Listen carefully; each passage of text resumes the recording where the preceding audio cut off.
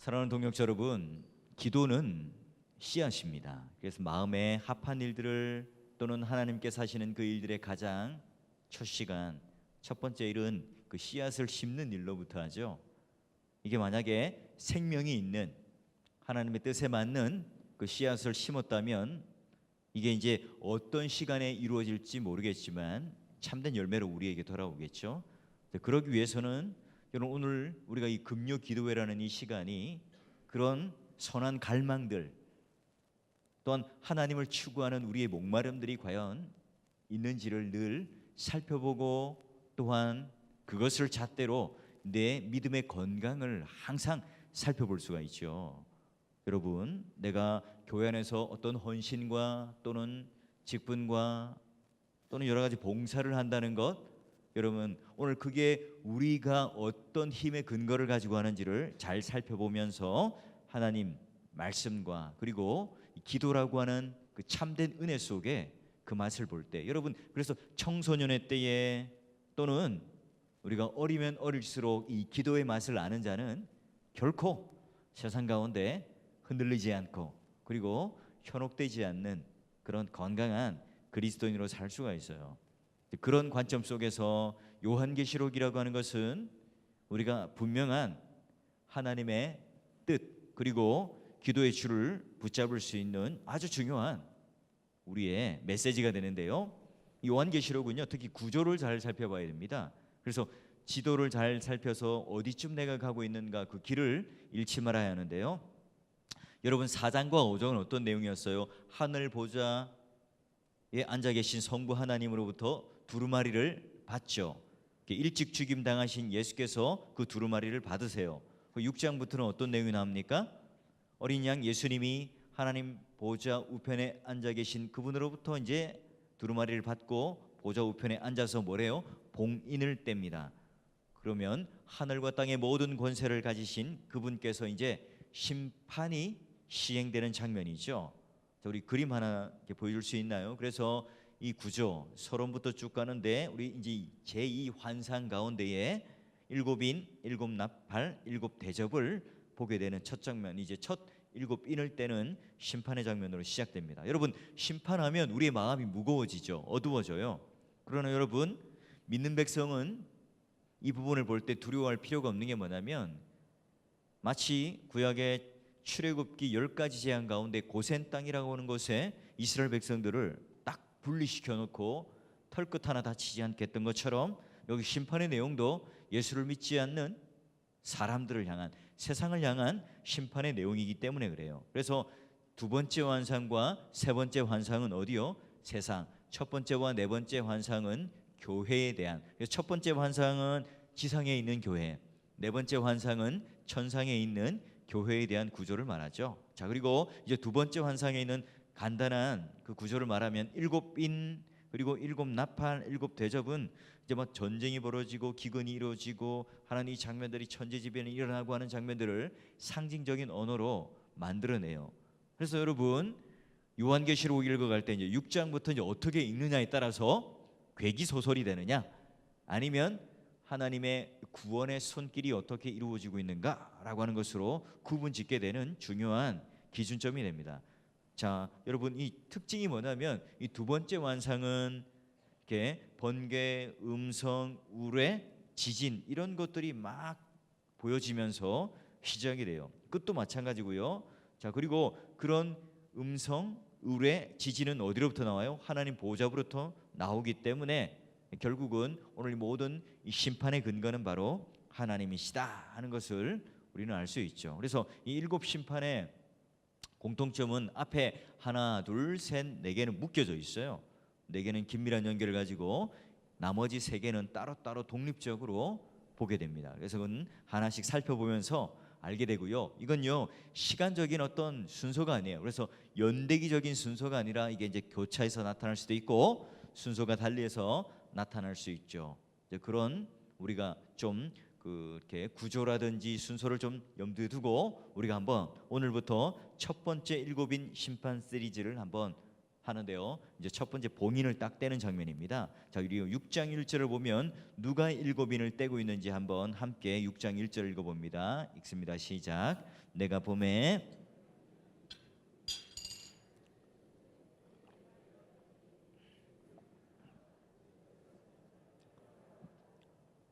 자, 보니까 누가 인을 떼요? 어린 양. 그 어린 양이 줄 쳐야 되겠죠?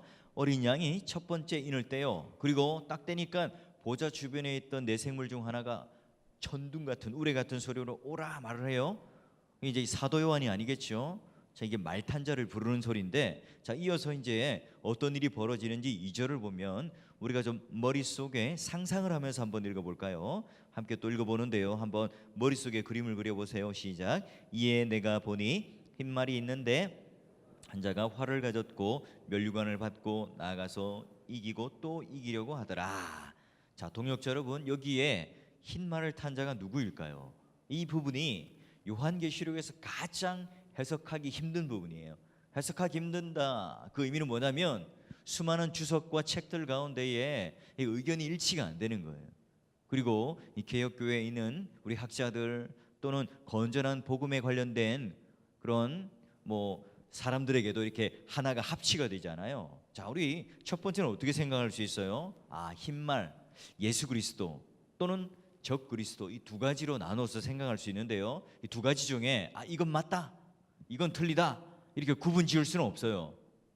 왜냐하면 오늘 두 가지를 다 이야기를 하더라도 이게 한 가지 적용으로 기결이 되죠. 누가 말을 타고 또 말이 있다, 이것보다 더 중요한 게 뭐냐면 이 심판은 하나님께로부터 귀결된다는 것, 하나님은 원수를 심판한다는 것, 이게 이제 결론으로 적용되기 때문에 이게 이제 적 그리스도로 인해서 심판을 하든 예수 그리스도가 심판을 하든 크게 심판한다, 그 결론에는 큰 영향을 주지는 않아요. 이제 그렇기 때문에 많은 사람들이 의견이 분분하겠죠. 자, 그런데 학자들 대부분은 그리스도라고 이야기를 해요. 흰말은 왜냐하면 당시 로마가 전쟁을 딱 하고 나면 승리하죠. 그러면 개선 장군이 무슨 말을 타냐면 흰말을 타고 멋있게 세리머니를 하면서 꽃가루를 막 뿌리면서 환호를 지르면서 등장을 해요. 이제 그런 장면을 보면서 흰말 하면 승리, 그 위에 탄 자는 바로 그리스도다 이렇게 봐요. 그래서 주석에도 보면 이 복음의 메시지가 계속해서 증거되면서 승리하는, 전파될 것을 상징한다, 대부분이 이야기를 해요. 자, 그런데 여러분, 흰말이 복음의 메시지를 전파한다, 그러니 그 위에 타신 분은 바로 예수 그리스도다, 당연히 이제 그렇게 논리적으로 귀결되겠죠. 맞어요. 근데 우리가 이 주석이라든지 또는 이것을 보지 않고 또 우리 여성들의 입장에서 보면 뭐예요? 항상 우리는 로망이 있죠. 시집 가기 전에, 결혼하기 전에 뭐예요? 백마탄 왕자가 나를 데려갈 것이다. 그래서 지금 옆에 있는 남편분들을 보면서 이 남자는 내가 꿈꾸던 남자가 아니야 하면서 위안을 얻잖아요. 그래서 어떻게 해요? 항상 우리는 드라마를 보면서 대리만족을 우리는 해요. 자, 그런 것처럼 이 흰말을 타고 막 아주 그냥 위험하고 휘황찬란하게 오는 그분은 바로 예수 그리스도가 맞을 거야, 이렇게 또 우리는 상상을 해요.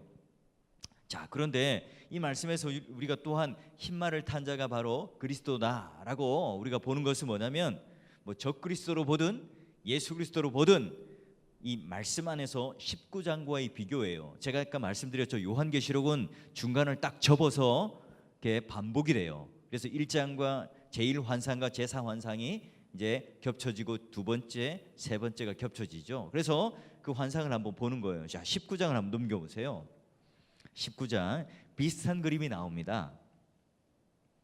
19장 딱 가서 여러분 평생에 요한계시록 한 번은 떼야 되잖아요. 그래서 줄도 좀 긋고 하세요. 꼭 하셔야 됩니다. 그래야 여러분 신천지에 안 넘어가요. 자, 흰말 탄 자를 그리스도라고 확신하는 거 보자면 19장 11절에서 16절을 보면 제가 읽어봅니다. 또 내가 하늘이 열린 것을 보니 보라, 백마와 그것을 탄 자가 있으니, 똑같죠? 자, 그 이름이 뭐예요?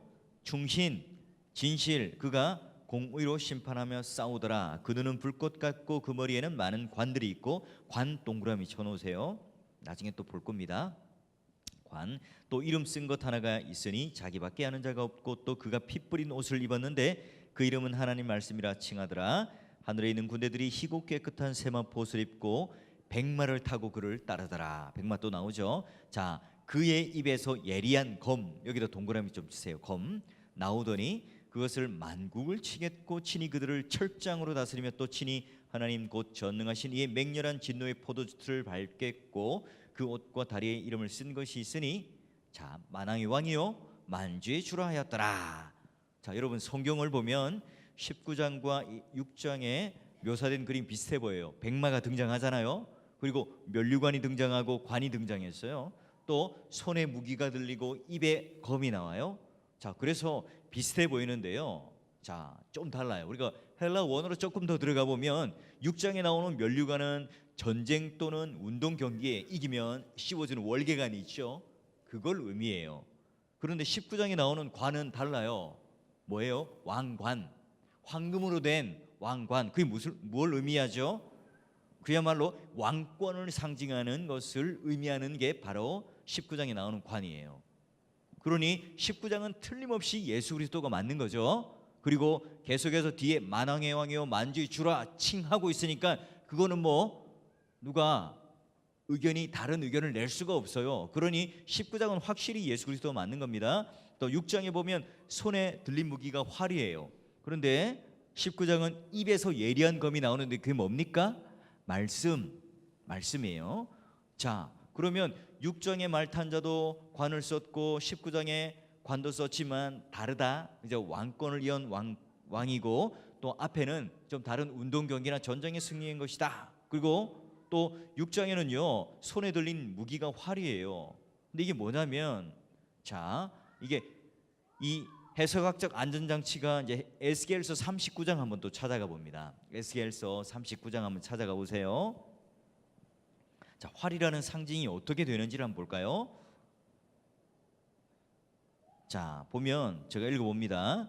그러므로 인자야 너는 곡에게 예언하여, 곡이 이제 나라 이름이에요. 사람 이름입니다. 그리고 이르기를 주 여호와께서 이같이 말씀하시되 로스와 메섹과 두발 왕 고가. 그리고 내가 너를 대적하여 너를 돌이켜서 이끌고 북쪽 끝에서부터 나와서 이스라엘 산 위에 이르러 내 활을 쳐서 내 왼손에서 떨어뜨리고 내 화살을 내 오른손에서 떨어뜨리리니. 여기 나오는 곡과 그리고 이 나라 이름 마곡이라고 하는 것은 왕국의 이제 왕의 이름인데요. 자, 여기 보면 이스라엘을 대적하려던 어떤 사람들의 무기가 뭐냐면 활 그리고 살이죠. 화살이죠. 그러니 하나님 백성을 대적하는 대표적인 무기를 구약에서는 활과 화살이라는 개념을 자꾸 쓰고 있어요. 자, 그리고 오늘 여기 6장의 백마 탄 왕자가 이제 탄자가 바로 이 활을 들고 있었던 겁니다. 근데 19장에는 입에서 나오는 검 말씀을 들고 있었던 거예요. 그러니 여러분 요한계시록에 나오는 이 활이라는 개념 그리고 구약에 나오는 에스겔의 활이라는 개념은 뭐라고요? 바로 이스라엘 백성들을 대적하는 상징 언어다. 그리고 요한계시록 9장 10절에서 11절도 똑같은 게 뭐냐면 또 전갈과 같은 꼬리와 쏘는 살이 있다 표현해요. 이 살은 뭐냐면 바로 화살이죠. 그래서 전갈은 어둠의 권세를 잡은 자를 묘사하는데 그 무기가 뭐냐면 화살이에요. 제한적으로 한 5달 동안만 심판을 하죠. 그리고 11절 9장 11절에 보면 아볼루온이라고 하는 것은 우리 흔히 아는 그리스 로마 신화의 아폴로 신이에요. 그래서 그리스 신화에도 보면 여러분 막 그 소설책이나 이런 데 보면 사파가 들어가 있는 거 보면 아폴로의 애용 무기가 뭡니까? 바로 활인 거죠. 그래서 그 그리스 문명 즉 그 헬레니즘의 영향을 받은 그런 왕들, 그때 네로 왕부터 해서 로마의 왕들은 뭐예요? 자기가 신이잖아요. 하나님의 아들이에요. 그렇기 때문에 자신의 모든 신적 기원을 가진 하나님의 아들이다 이 표시를 하기 위해서 늘 활을 들고 다녔던 거예요. 그래서 그 아폴로가 활이라는 것을 들고 다녔던 신화를 누구나 잘 알기 때문에 자기가 이런 아폴로 신과 같은 힘 있는 사람이다 하는 것을 그 신성을 드러내기 위해서 하나의 상징으로 뭐예요? 활을 들고 다녔다는 거예요. 자, 그러니 여러분 6장과 이 19장을 그냥 겉으로 살짝 보면 똑같은 백마탄 왕자가 예수 그리스도다 이렇게 해석할 수도 있는데 좀 더 들어가서 문맥을 하나하나 따져보고 그리고 구약의 그림과 조금 더 또 요한계시록에 덧붙여지는 것을 보게 되면 말 탄 인물 두 인물은 다른 인물이다 하는 것이 나와요. 겉으로 보면 비슷하지만 그러나 쓰는 무기가 다르고 또는 그런 용례가 달라요. 자, 그리고 이런 전제를 가지고 이제 6장 안에 문맥으로 한 걸음 더 들어가 보는 거예요. 그러면 여러분 다시 한번 제가 묻죠. 이런 인을 딱 뗐을 때에 재앙 또는 심판이 벌어지는데 인을 누가 뗐다고 그랬죠? 성경에 어린 양, 그게 바로 그리스도잖아요. 그러면 여러분 인을 뗐는데 그 인을 떼고 바라보는데 또 그가 말탄 자가 될 수가 없죠. 한 문맥 안에서 두 가지의 상징이 연속되면서 충돌될 수가 없어요. 그러니 이야기할 때 좀 논리적으로 맞지 않는 거예요. 그래서 일찍 죽임을 당하신 그 어린 양이 두루마리를 딱 받고 그 인을 똑 뗐는데 또다시 그가 어떻게 또 흰말을 탈 수 있겠어요? 자, 그렇다면 흰말을 탄 자는 뭐예요? 비슷해 보이는 정체죠. 뭔가 흉내를 내는 신용을 하고 있는 거예요. 그러면 그리스도를 가장한 그리스도죠. 바로 적 그리스도, 바로 사탄 마귀라는 거라고 이야기할 수 있어요. 좀 더 중요한 것은요, 2절 하반절의 시제예요. 보니까 나가서 이기고 또 이기려 하더라. 자, 우리는 예수 그리스도의 십자가 단 한 번에 완성되었다는 것을 믿어요. 그런데 여기 보면 이겼다는 겁니까? 아니면 이기려고 발버둥 치고 있다는 뜻이에요? 후자죠. 그러면 아직 이자는 이기지 못했어요. 근데 이미 면류관을 쓰고 있어요. 이 면류관이 뭐라고 그랬어요? 운동 경기를 하거나 전쟁 중에 승리했을 때 쓰는 관, 면류관, 월계관이라는 거예요. 왕관이 아니에요. 그러면 뭐예요? 이자가 지금 예수 그리스도 흉내를 내는 거예요. 예수 그리스도인 것처럼, 자기가 승리자인 것처럼, 자기가 세상의 모든 권세를 가진 자인 것처럼 위장을 하고 나타나서 있는 거죠. 자, 그러면 뭐예요? 요한계시록의 6장부터 15장까지 일곱인, 일곱 나팔, 일곱 대접을 통해서 종말에 대한, 그리고 거기에 대한 심판과 재앙을 얘기하기 때문에 굳이 다르게 첫 번째 인을 떼는데 예수 그리스도다라고 말할 필요가 없죠. 다 동일하게 바로 그런 심판하는, 재앙하는 존재가 다 좀 통일하게 일관성을 가지려면 첫 번째 인을 뗐을 때에 흰말을 탄 자는 그리스도라고 하기보다는 그리스도를 가장한 적 그리스도가 문맥 안에서, 요한계시록 안에서, 그리고 에스겔을 또 여러 가지 시편을 보더라도 이게 자연스러워요. 자, 그러면 다시 한번 말하지만 이 요한의 초점은 흰말 탄 자가 누구냐? 흰말은 무엇이냐? 자, 이게 사실은 관심은 아니에요. 지금 요한이 관심을 가지는 게 뭐예요? 그 어린 양이 인을 뗐더니 세상이 뭘 해요? 심판을 당하더라. 이게 강조점이에요. 이게 강조점이에요. 그럼 여러분, 여기 나타나는 적 그리스도의 목표와 목적이 과연 무엇인가? 그러면 이 심판을 하는 목적이 무엇인가? 뭐죠? 우리를 이롭게 하고 우리에게 평화를 주고 우리의 안정감을 주기 위해서인가요? 아니에요. 뭐죠? 바로 혼돈과 혼란을 일으켜요. 그래서 여러분, 종말의 전쟁은요, 영적 전쟁이라고 하는 것은 뭔가 신비스러운, 뭔가 땅 밟기를 하고 죽기를 하고 다른 곳에 가서 뭔가 우상의 어떤 그런 형상들을 잘라내고 하는 어떤 그런 걸 영적 전쟁이라고 하는 게 아니에요. 이 세상의 마지막 이 심판 때에 받게 될 강조점은 바로 무슨 전쟁이냐면, 영적 전쟁이 뭐냐면 바로 진리의 전쟁이에요. 동역자 여러분, 종말의 때는 다 이단들이 비슷한 옷을 입고 들어온다 하는 사실이에요. 여러분, 이단이라는 단어 이 한자 풀이를 해보면 다를 이 끝단자예요. 다른데 처음은 똑같아요. 끝만 살짝 다른 거예요. 달라지는 거예요. 그럼 우리가 잘 모르죠. 홀딱 넘어가는 거예요. 내가 뭔가 제대로 정리가 되어 있지 않으면 그거 참 신비스럽구나, 신선해 하면서 넘어가는 거죠. 여러분, 이 경고의 말씀 뭐예요? 그 당시 때 배교한 유대인들뿐만 아니라 하나님의 구원을 얻기 위해서는 예수님의 희생과 피로 만족하지 못한다. 인간의 공로를 덧붙여야 된다. 로마 교회, 동방 종교, 또 다른 시대에 나타났던 타락 후에 구원받기 위한 조건, 율법이 우리가 다 이루지 못하기 때문에 하나님께서는 그래서 곤경에 빠진 우리의 문제를 해결하려고 예수님을 보내주셨다. 이런 알미니안주의, 예수님의 피 흘림의 은혜는 우리가 예수를 믿든지 안 믿든지 상관없어, 모든 사람들에게 구원이 다 주어졌어, 이런 웨슬리안주의. 여러분 어디 이뿐입니까? 통일교, 신천지. 여러분 입만 열면 그들도 그리스도를 얘기하고 예수를 얘기를 해요. 십자가를 들먹입니다.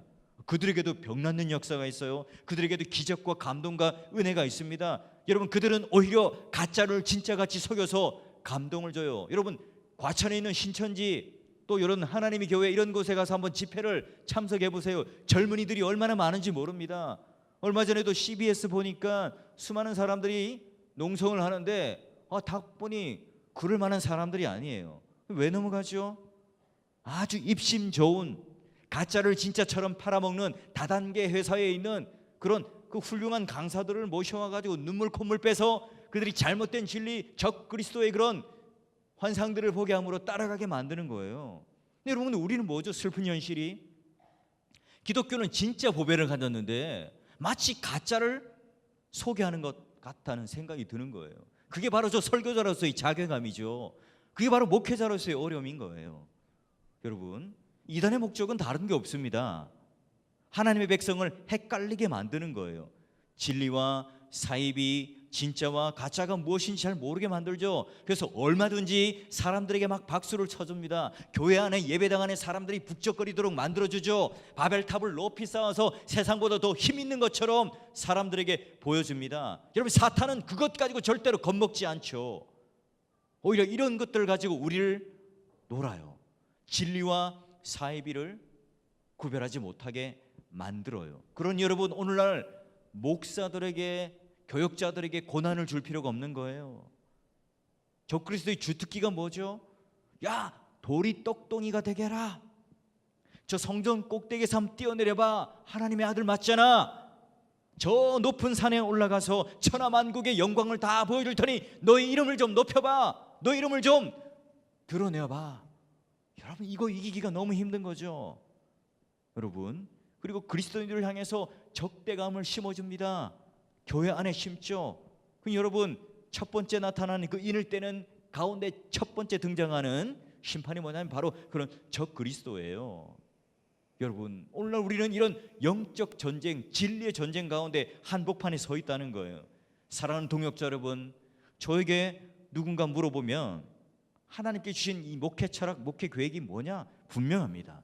사도들로부터 전해받는 이 순수한 복음을 순전하게 지키는 것, 이게 바로 교회의 사명이고요. 세월이라는 이 전통 속에 우리 복음의 진짜를, 그 정통을 그 내용 안에 담아내는, 그걸 가지고 있는 게 바로 교회의 사명이죠. 여러분 이 역사 가운데 교회가 어떻게 복음을 내버렸고 그 순수성이 거부되고 변질되었는가 우리는 똑똑히 살펴봐야 합니다.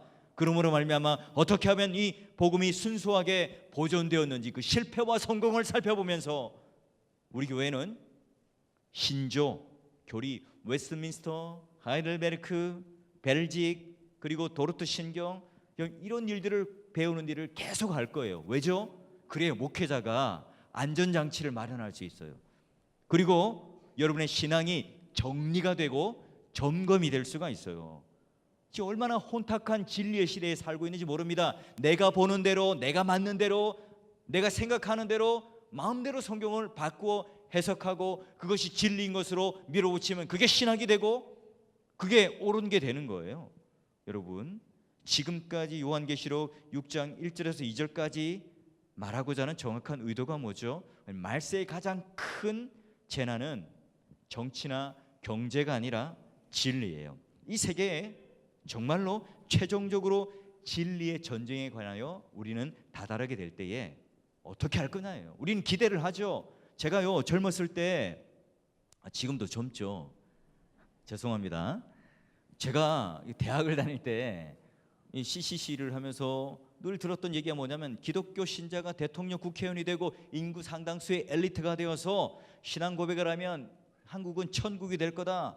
여러분 소수의 엘리트를 키워서 지도층에 보내야 한다. 이게 막 귀에 못이 박히도록 들었어요. 근데 여러분 많은 사람들이 우리 정치 또는 경제에 주름 잡고 있잖아요. 그런데 쉽게 천국이 드러납니까?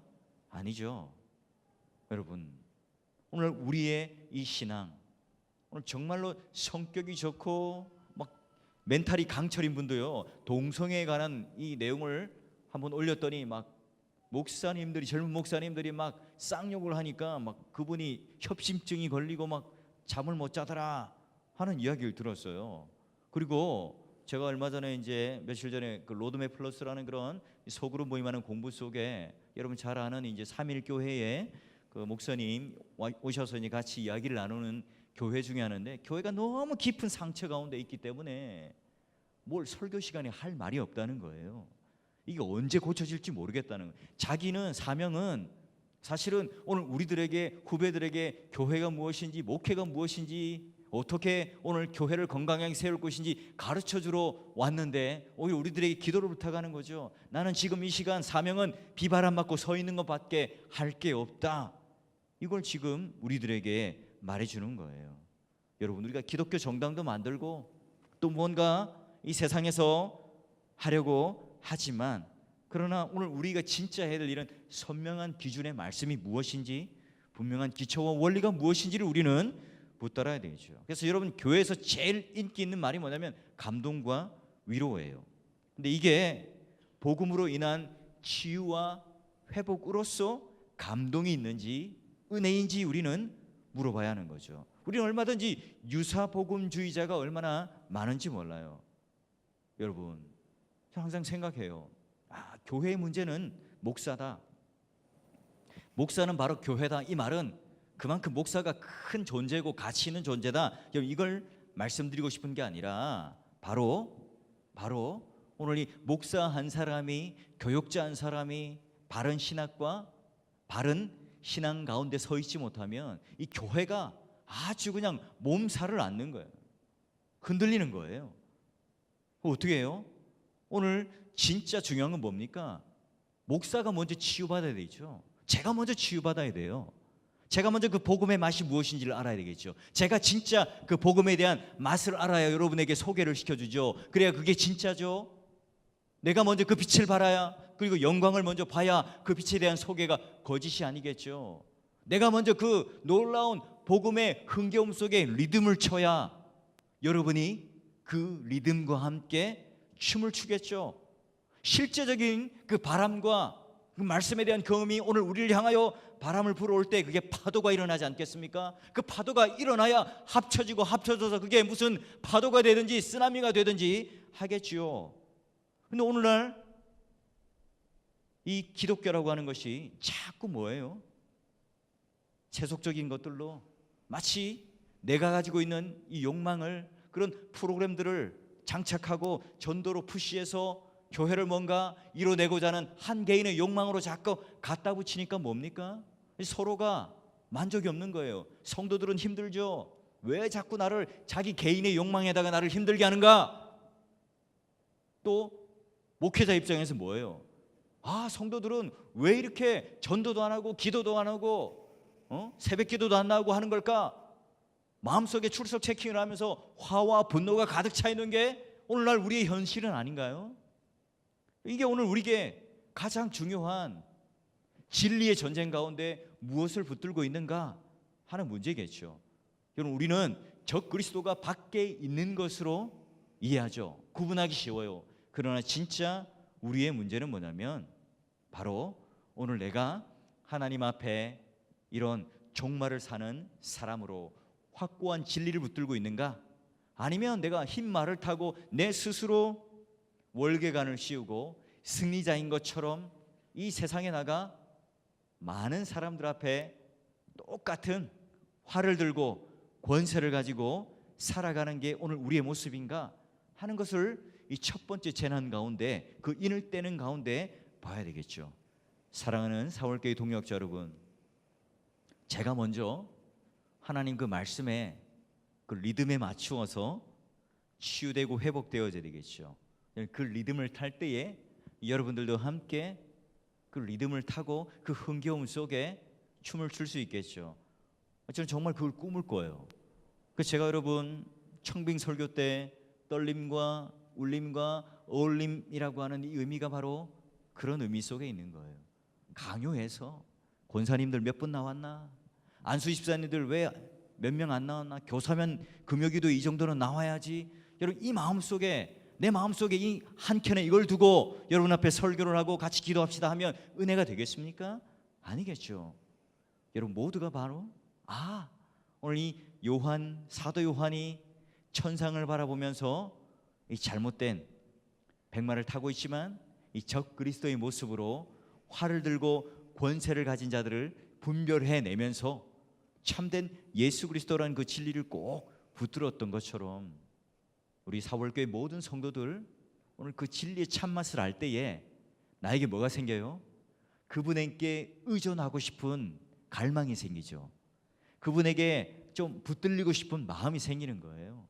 그분이 나를 불러줄 때에 예수님께서 마치 세례를 받고 요단강 가운데 딱 있을 때 이는 내 사랑하는 아들이라 그 음성을 들었을 때에 그 놀라운 그런 하나님의 그 신적 은혜와 능력을 붙들려서 사역이 시작되었던 것처럼 우리 그 힘을 가지고 봉사하고 그 능력을 가지고 헌신하고 그 은혜를 알고 기도를 할 때에 오늘 이 시간이 바로 여러분 안에 있는 참된 하나님의 은사, 그 은혜에 붙들리셔서 정말로 하나님을 믿는 백성이 진리를 붙들었을 때 그 기쁨이 무엇인지를 아는 사람으로 오늘 기도의 향연 가운데 들어갈 수 있기를 주의 이름으로 간절히 축원합니다.